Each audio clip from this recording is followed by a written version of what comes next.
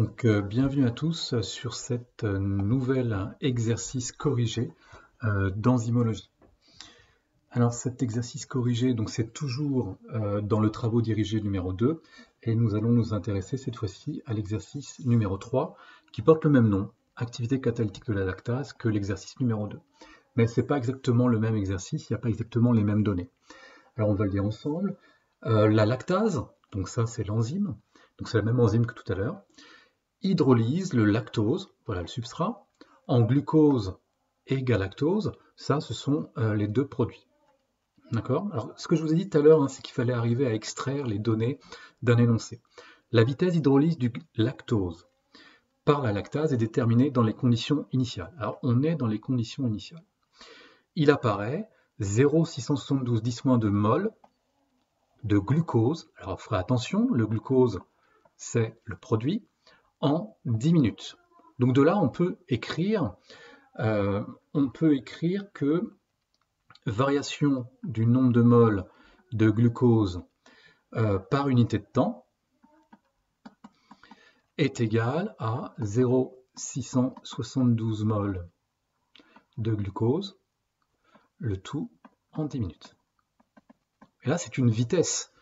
Je ne sais pas si vous voyez. Donc le glucose, c'est un produit. Alors, peut-être commencer par écrire l'équation.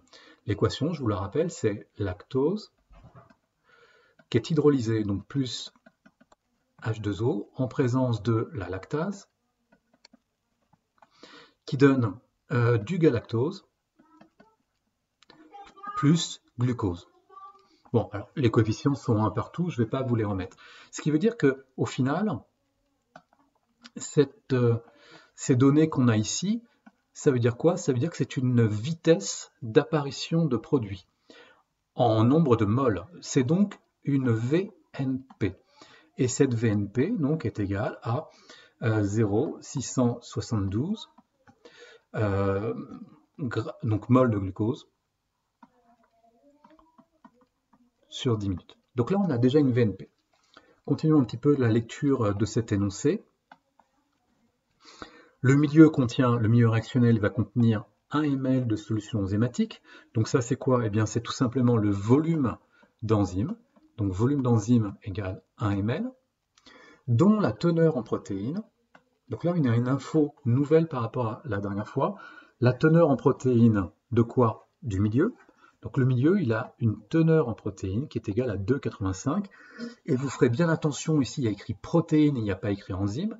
Donc on pourra écrire ρ protéine du milieu réactionnel est égal à 2,85 grammes par litre. Et remarquez que dans cet énoncé, on ne sait pas du tout quelle proportion d'enzymes il y a parmi les protéines présentes. On ne sait pas si c'est une quantité de protéines dans laquelle il y a par exemple 10% d'enzymes.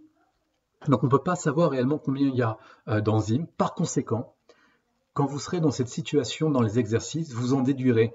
Vu qu'il n'y a pas la purification d'enzymes, j'en déduis que ρ enzyme est égal à 2,85 grammes par litre. D'accord? Alors, on va pouvoir commencer, maintenant qu'on a fait un petit peu le tour de l'énoncé, on va pouvoir commencer à résoudre l'exercice. Alors, premièrement, écrire l'équation de la réaction. Ça tombe bien, on l'a déjà fait. Donc, lactose plus H2O donne 1 galactose plus 1 glucose. Donc, à chaque fois, c'est les coefficients stoichiométriques 1. D'accord? Donc, il n'y a pas de souci à ce niveau-là. On ne se pose pas de questions. Ensuite, question numéro 2.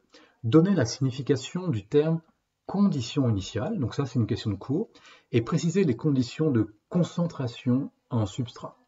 Alors la réponse c'est condition initiale. Rappelez-vous, dans le cours, on nous dit moins de 5 à 10% de substrat consommé. Donc ça, c'est une première condition, moins de 5 à 10% de substrat consommé. Et par rapport au substrat, autre notion, il faut que le substrat soit saturant. Donc le substrat doit être saturant. Et mathématiquement, ça s'écrit comment le substrat saturant? Ça s'écrit de la sorte, concentration de substrat est supérieure à 10 fois le km. Donc ça, c'est quelque chose à bien connaître, qu'on utilisera souvent en TP, c'est-à-dire faire en sorte que la concentration en substrat soit 10 fois supérieure au km. C'est-à-dire qu'on vous donnera le km et ce sera à vous de déterminer quelle est la concentration en substrat pour être sûr qu'on soit en condition saturante. D'accord? Question numéro 3. Calculer la concentration d'activité catalytique. Alors, c'est quoi la concentration d'activité catalytique? Si jamais vous ne vous rappelez plus exactement de quoi il en retourne, eh bien, on vous aide un peu puisque on vous donne ici l'unité de ce qui est attendu. Ici, c'est des 4 par ml. Donc, c'est une activité catalytique, 4, divisé par un volume. D'accord? Donc, c'est pas compliqué. Troisièmement, la concentration d'activité catalytique. Alors déjà, ça s'écrit B, et c'est égal à l'activité catalytique Z sur un volume. D'accord? Alors, sur un volume de quoi? Est-ce que vous en rappelez? C'est sur le volume d'enzyme. Alors, est-ce qu'on a le volume d'enzyme dans l'énoncé? Réponse oui. On a le volume d'enzyme, il est en ml. Or, justement, on nous demande de définir l'activité catalytique, la concentration d'activité catalytique en par ml. Donc vous ferez bien attention ici, contrairement à l'exercice précédent, le V enzyme, il ne faudra pas le mettre en litres. Donc je le laisserai en ml. Donc lui en ml, lui il est en 4 par ml d'enzyme, sous-entendu, et donc ça veut dire que le Z, il est en 4. Est-ce qu'on a quelque part dans l'énoncé la valeur numérique de Z? Absolument pas. Les seules autres informations qu'on a concernant l'activité catalytique, c'est cette variation en mol du produit qui apparaît en fonction du temps. Donc, une des premières résolutions d'exercice que nous allons devoir travailler, c'est essayer d'obtenir la valeur de Z. D'accord? Il nous faut Z. Alors, résumé, je vais vous prendre une autre couleur. En résumé, on cherche B. Pour avoir B, il nous faut Z. Oui, mais on sait que Z est équivalent à Xi, ce qui veut dire qu'il nous faut Xi. Oui, on sait qu'on peut obtenir Xi justement à partir d'une vitesse de consommation d'un substrat en nombre de moles ou d'une vitesse d'apparition d'un produit en nombre de moles. Or moi, justement, j'ai ici la vitesse d'apparition d'un produit en nombre de moles. C'est-à-dire j'ai une VNP. Donc est-ce que j'ai, la question c'est, est-ce que j'ai VNP? Oui, je l'ai déjà. Donc première étape, déterminer Xi, ensuite déterminer Z, et enfin j'aurai B. Donc voilà comment va se dérouler l'exercice. D'accord? Alors, je tourne la page. Donc je vais écrire, donc je réécris, il me faut B, B va être déduit de Z, Z va être déduit de Xi, et Xi va être déduit de VNP. Alors, VNP,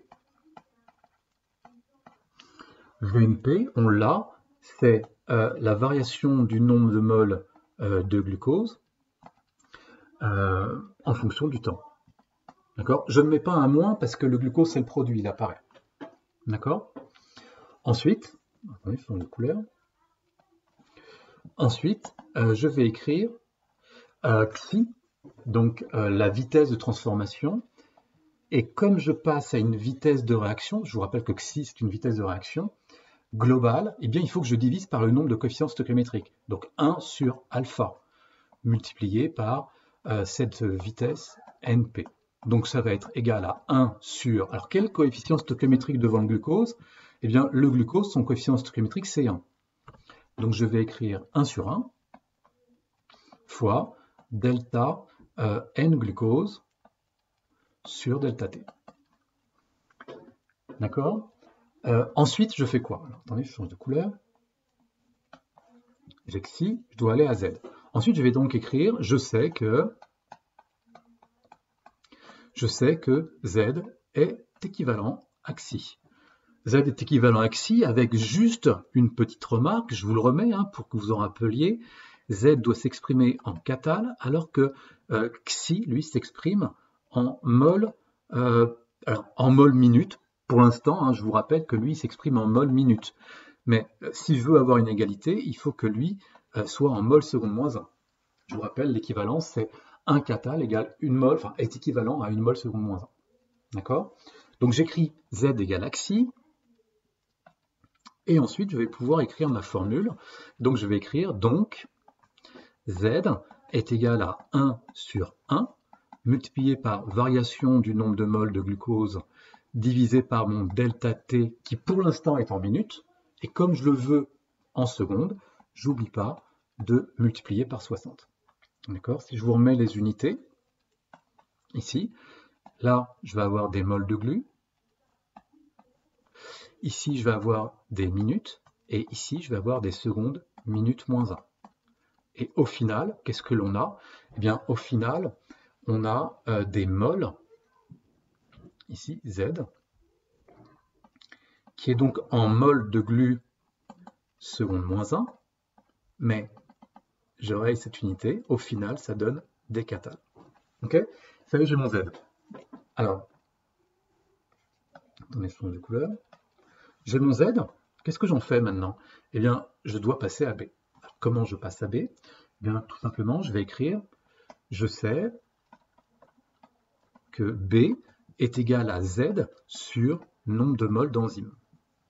Pardon, j'ai écrit une bêtise. Z sur volume d'enzyme. Voilà. Alors, est-ce que j'ai le volume d'enzyme? Oui, volume d'enzyme égale 1 ml. En plus, on me demande bien 4 par ml. Donc ça veut dire que c'est vraiment pas compliqué. Je vais pouvoir écrire d'où concentration d'activité catalytique B est égale à 1 sur 1. Alors je pourrais l'enlever le 1 sur 1, depuis tout à l'heure je le garde, mais c'est juste pédagogique. Donc 1 sur 1, variation du nombre de moles de glucose divisé par delta T fois 60, et aussi divisé par le volume d'enzyme.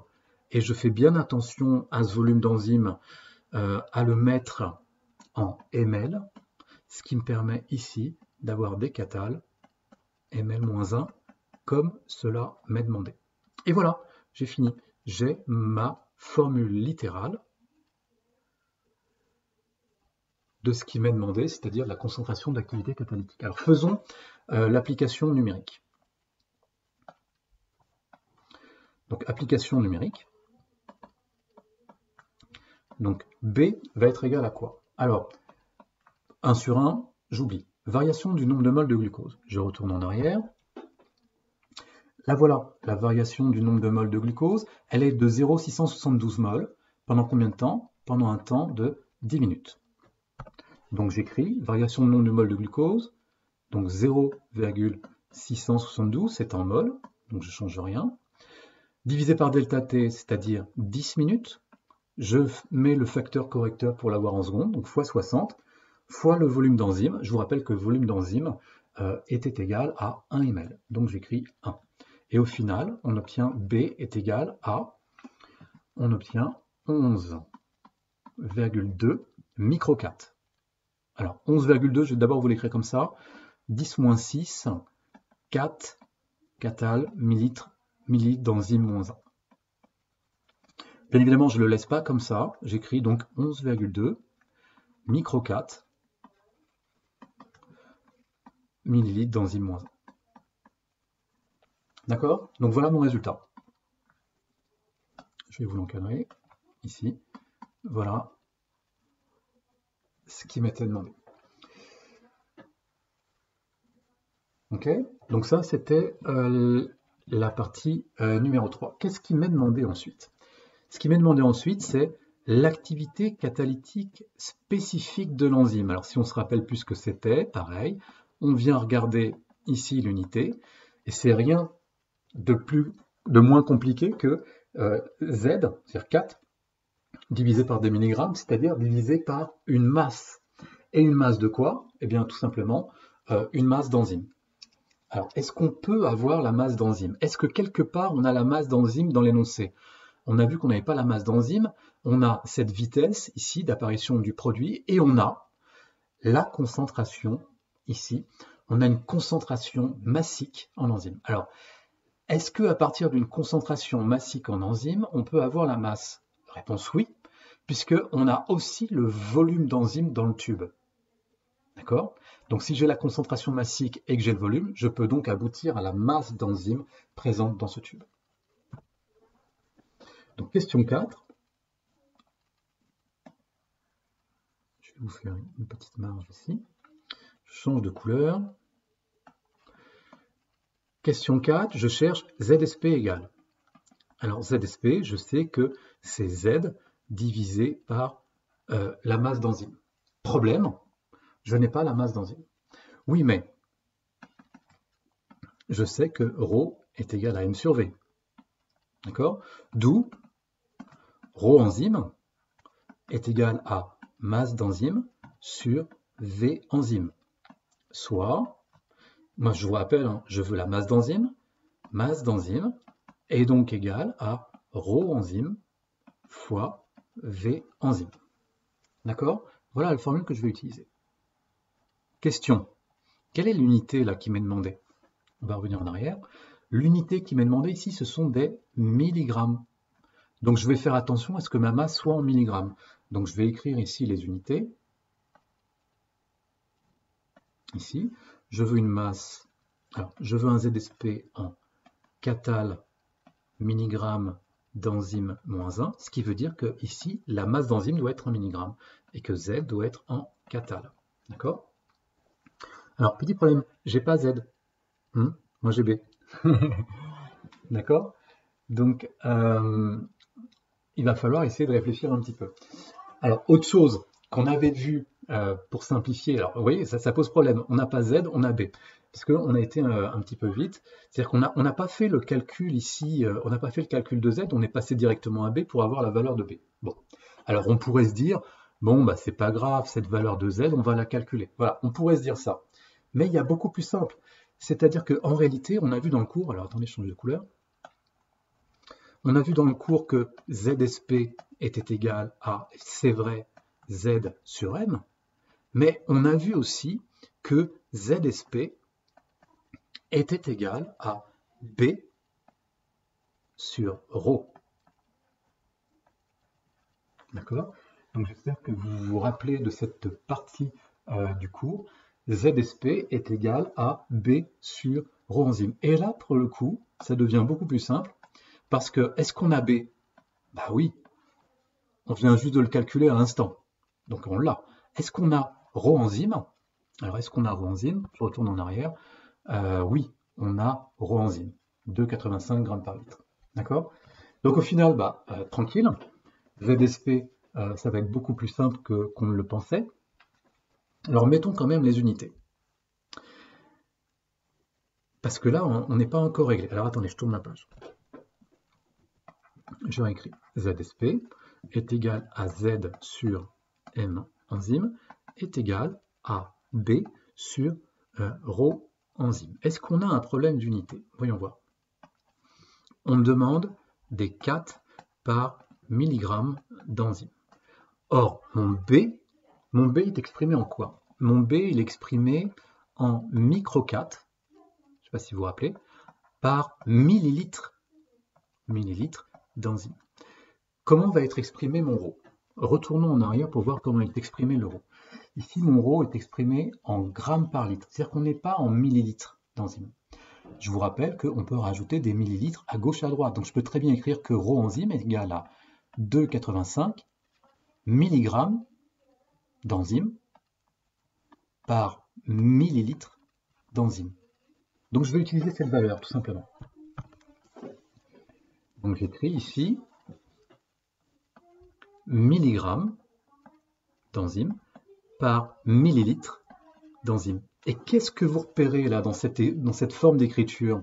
Eh bien, on a des millilitres d'enzyme et des millilitres d'enzyme. Autrement dit, ça s'en va. Et qu'est-ce qu'il nous reste? Il nous reste des microcats par milligramme d'enzyme. Et c'est exactement ce qu'on veut. Alors vous allez me dire, non, c'est pas ce qu'on veut, monsieur, il y a des 4 et là il y a des microcats. Oui, mais c'est pas grave. Le micro, c'est juste un ordre de grandeur. D'accord?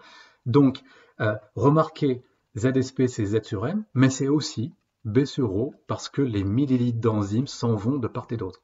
Dans B, il y a par millilitre d'enzyme. dans ρ, il y a par millilitre d'enzyme.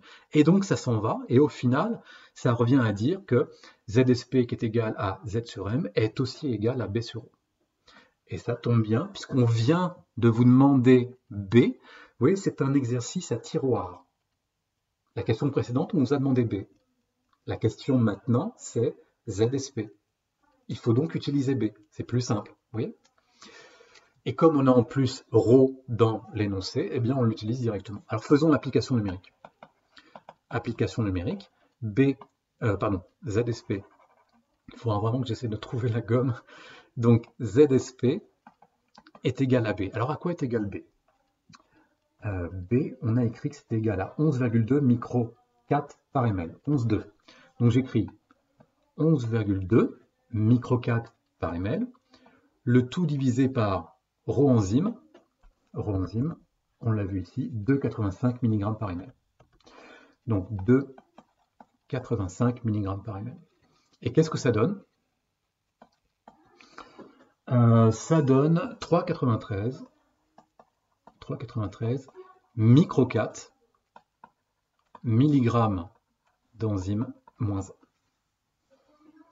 D'accord ? Donc c'est pas plus compliqué que cela. Donc ça, c'est fait. Dernière question, la question numéro 5. Qu'est-ce qu'on nous demande ? Eh bien, on nous demande Zm.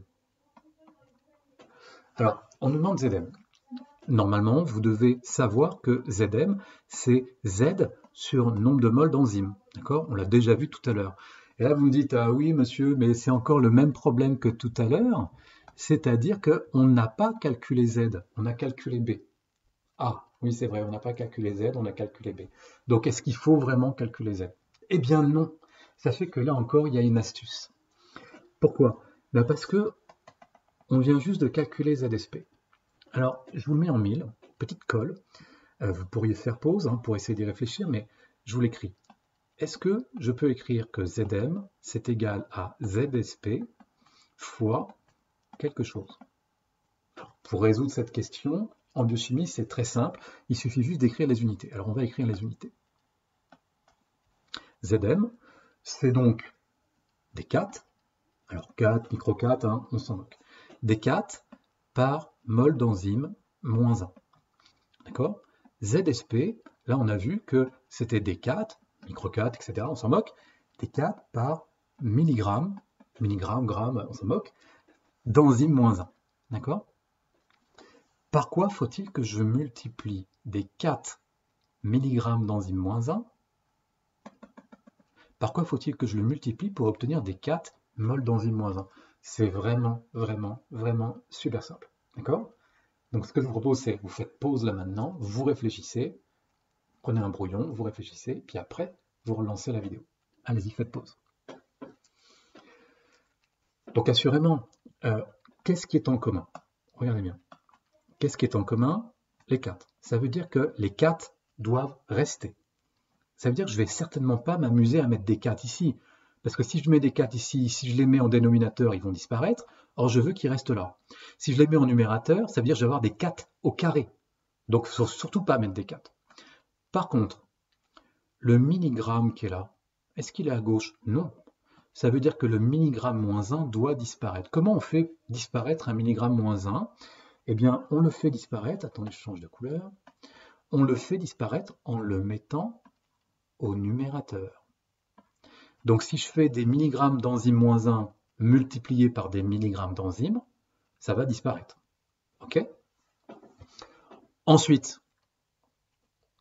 je vois ici qu'il y a des moles d'enzyme moins 1.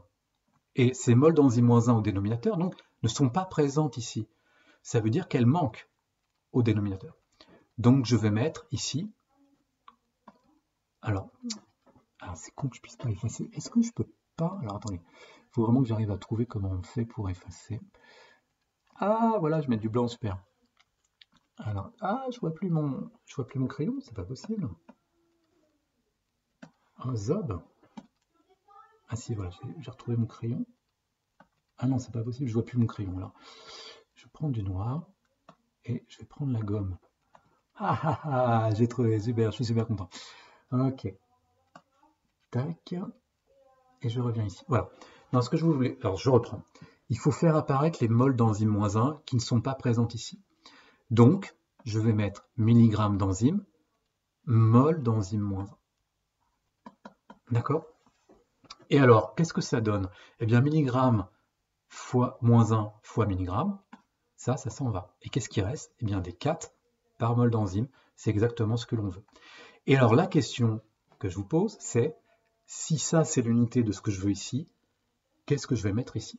Allez-y, si vous ne savez pas, vous faites pause et vous réfléchissez. Allez-y, faites pause. Bien évidemment, qu'est-ce qu'on a ici? On a une masse par unité de mol. Masse d'enzyme par unité de mol d'enzyme. C'est tout simplement la masse molaire de l'enzyme. Donc voilà, alors ça, je vous ai proposé de réfléchir pour essayer de le trouver, mais ce serait bien en réalité de connaître cette formule-là par cœur, parce que vous allez souvent, à mon avis, l'utiliser. Voilà, par cœur. Zm, c'est ZSP fois la masse molaire. Bon, si vous ne la connaissez pas par cœur, c'est pas si compliqué de la retrouver quand même grâce aux unités. Ok? Et alors, on va faire l'application numérique, tout simplement. Application numérique, donc l'activité molaire, Zm, c'est égal, application numérique, c'est égal à ZSP. Alors ZSP, on vient juste de le calculer, je vous rappelle que c'est une question à tiroir, donc on utilise ce qu'on vient juste d'utiliser, donc 3,93, micro 4, donc alors comment je pourrais l'écrire, comment je pourrais vous le dire simplement, comme je suis en micro 4, ici, la valeur, je vais donc mettre 10-6. Ce qui veut dire que mon résultat sera en catal. Et après, en fonction des puissances, si j'obtiens encore un résultat en 10-6, je mettrai des micros. Mais pour l'instant, je fais le calcul sur des catals. Donc j'écris 3,93 10-6, ça c'est mon ZSP. Et la masse molaire de mon enzyme, je retourne à l'énoncé, la masse molaire, elle est ici de 135 kDalton. J'oublie pas le kilo. Ok? Donc, multiplié par 135 10 puissance 3 grammes d'enzyme mol-1. D'accord? Et ça nous donne quoi? Eh bien, ça nous donne un Zm qui est égal à 530,5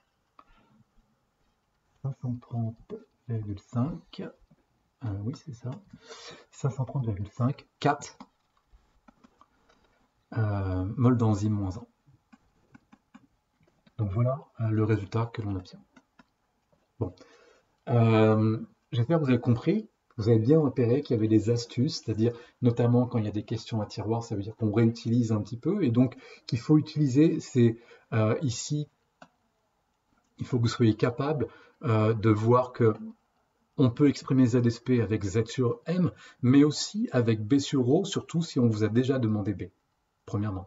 Et puis, pareil, ici, il y avait cette astuce, c'est vrai que Zm, c'est Z sur N, mais il y a cette astuce d'écrire que Zm, c'est aussi égal à ZSP fois grand M d'enzyme. Or, justement, on vient juste de calculer ZSP juste au-dessus. Donc, vous voyez, dans les exercices, il y a des astuces qui permettent d'aller beaucoup plus vite et de travailler de manière beaucoup plus simple au final. Voilà. N'hésitez pas à revoir cet exercice, à le comprendre, et après, je vous demande d'essayer de le refaire vous-même. Allez, bon courage, n'hésitez pas aussi à me poser des questions si jamais vous avez besoin.